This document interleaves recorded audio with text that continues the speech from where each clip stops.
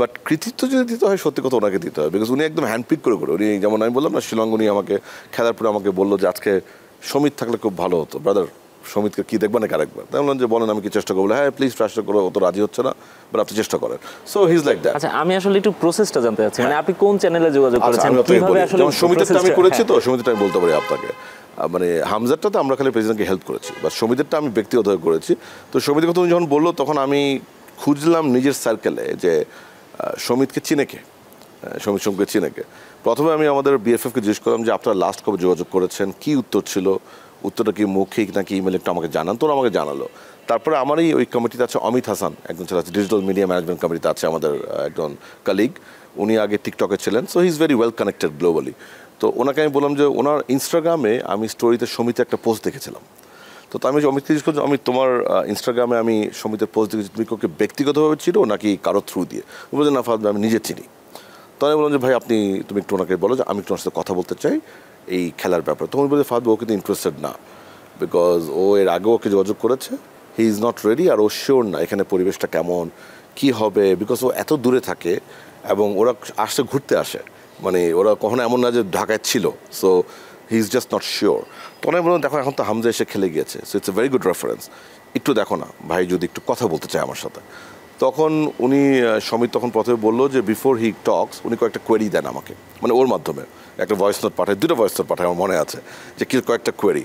তো আমি নিজে ওই কোয়েরিগুলি কালেক্ট করে, আমি তো জানি না সত্যি কথা, আমিও নতুন এখানে, আমাদের ম্যানেজমেন্টে জিএস সাহেব আছে, আমাদের কম্পিটিশন কমিটির ছেলেরা আছে, জাবের, আবদুল্লাহ, তারপরে ডেভেলপমেন্ট হাসান, সাঈদ, মুস্তাকিম, আমাদের সব স্টাফ ওনারা আবার কিন্তু well versed, they know the process, they know the মানে স্টেপ বাই স্টেপ।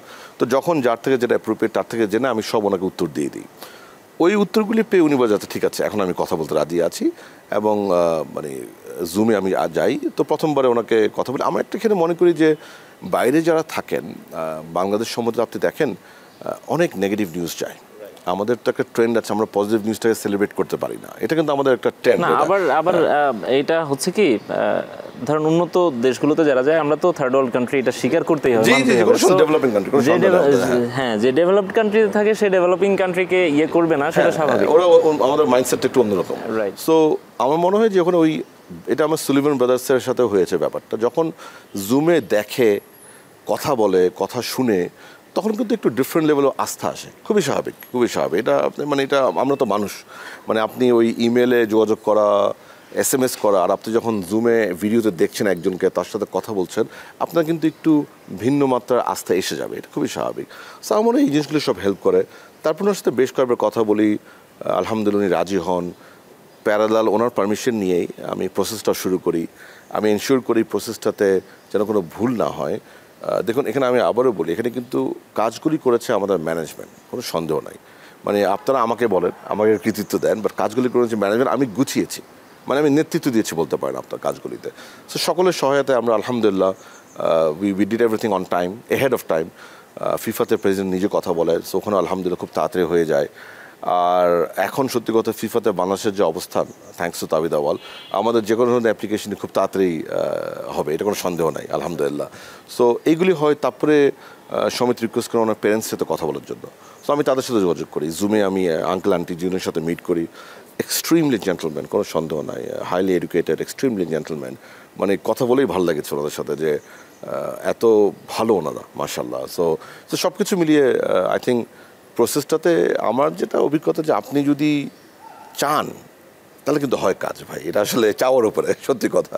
বিকজ এখানে কোনো রকেট সায়েন্স নয়, এখানে এমন না যে আমাকে অনেক কাঠঘর পুরিত হয়েছে।